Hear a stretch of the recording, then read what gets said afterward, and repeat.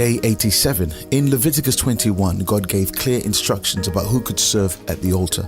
Priests with certain physical defects, blindness, lameness, disfigurements, injured limbs were not allowed to perform sacrifices. At first reading, this may seem harsh to modern sensitive ears, but the reason was symbolic. The priest represented God's holiness and his altar was to picture perfection. His role demanded a visual sermon about the moral and spiritual wholeness that only God can provide. Yet here's something beautiful.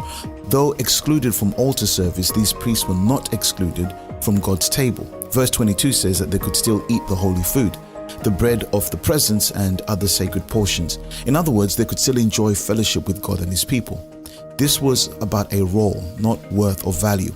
It was about a specific function. Their value, dignity, and covenant was still intact.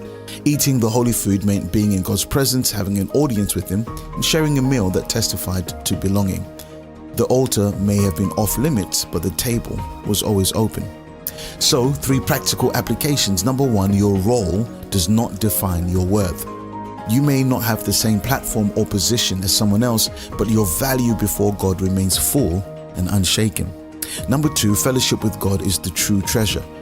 Even if circumstances limit what you can do, nothing can limit who you are in Christ or your access to his presence. And lastly, number 3, honor others' inclusion. Don't measure people by their function. Celebrate the fact that in God's family, every believer has a seat at the table. These old covenant restrictions pointed forward to a greater reality, the perfect high priest, Jesus Christ.